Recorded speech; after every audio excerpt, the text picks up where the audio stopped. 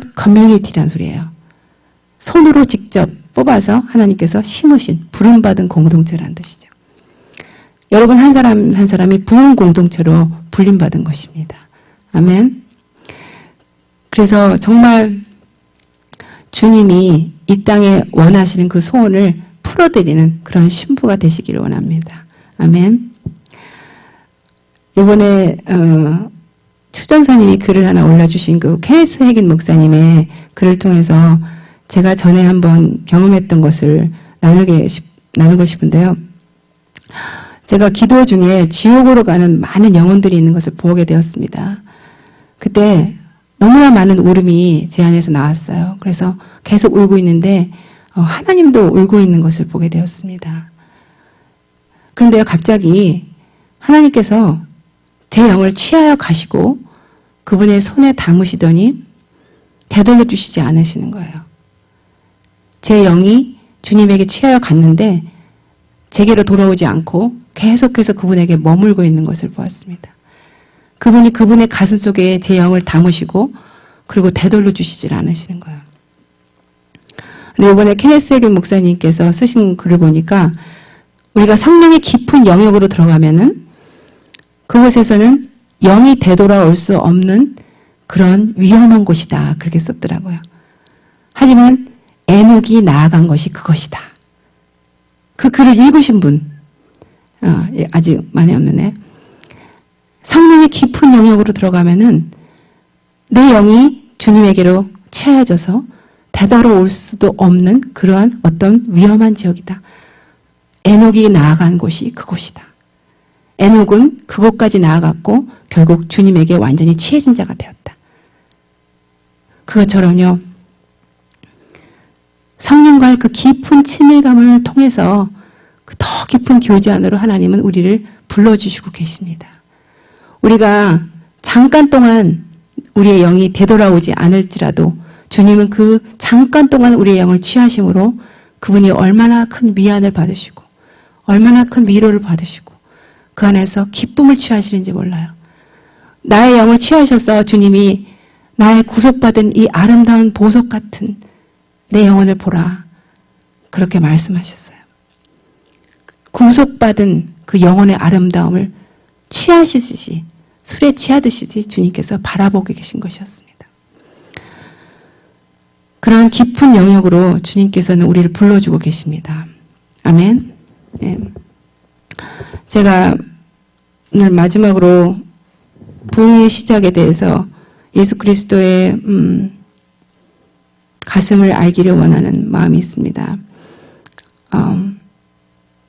부흥은요, 깊은 예수 그리스도의 가슴을 아는 데서부터 시작됩니다.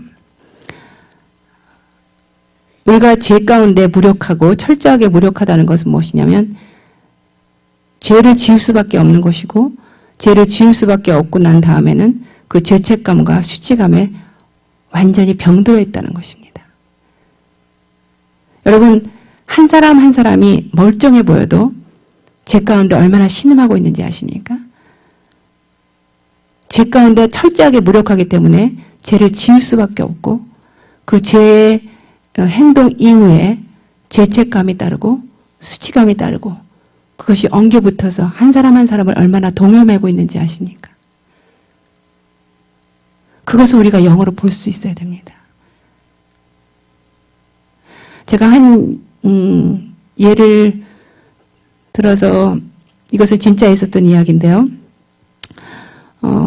척 스미스 목사님의 글에 보면은 그분이 어떤 나이 드신 부인한테 하나님께서 가서 내가 너를 진짜 용납했노라, 너를 사랑하노라 그 말을 전해달라는 그런 그 말씀을 하나님에게서 듣게 됩니다. 근데 이 분이요 병상에서 죽어가고 있는 한 부인이셨어요.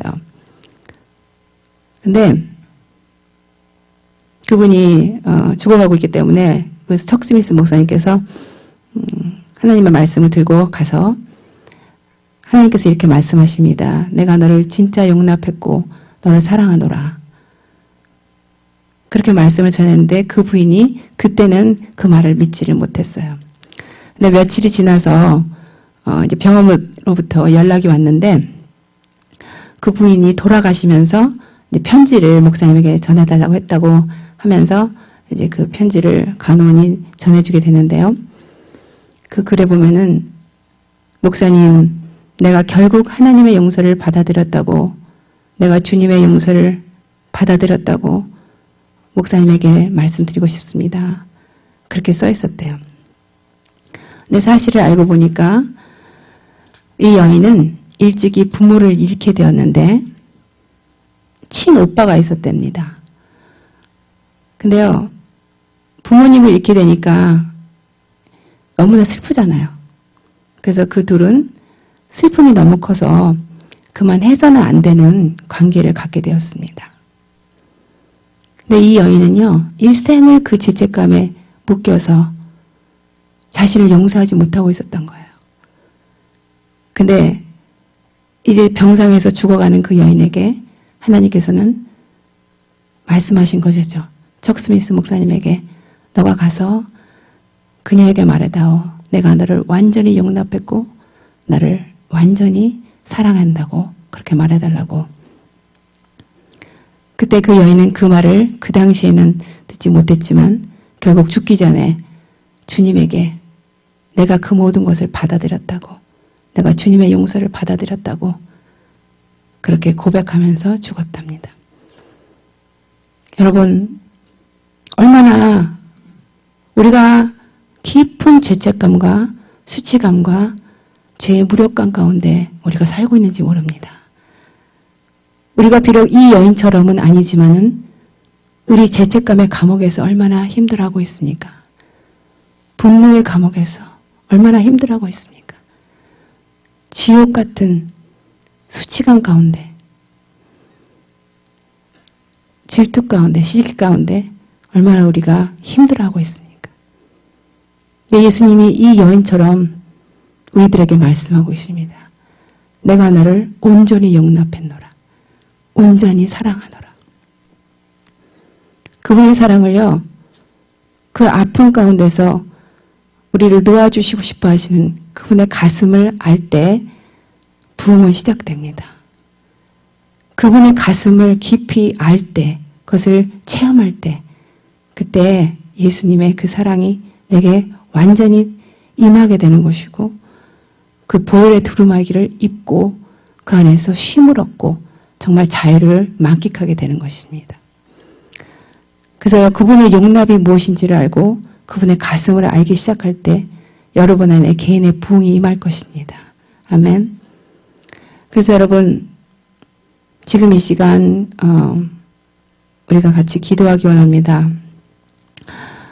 부흥을 시작하시는 주님, 그분의 용납이 우리를 자유케 합니다.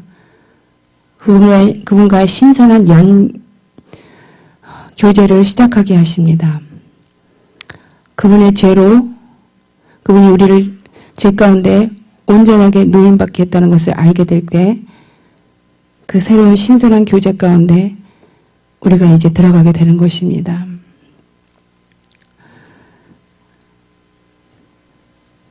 그분이 우리에게 죄를 능가하는 힘을 주셨습니다.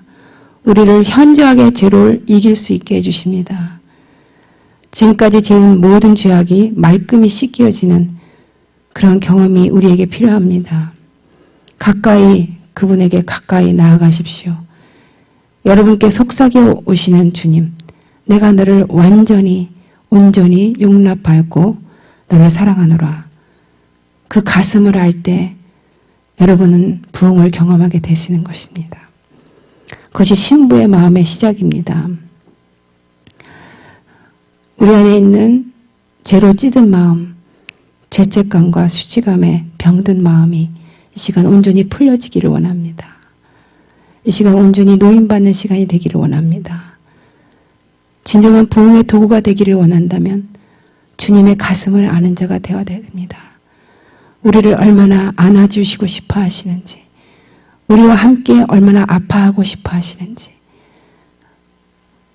우리를 얼마나 깊이 사랑하시는 분이신지 그것을 아는 자가 되는 그 길이 진정한 부흥의 길입니다.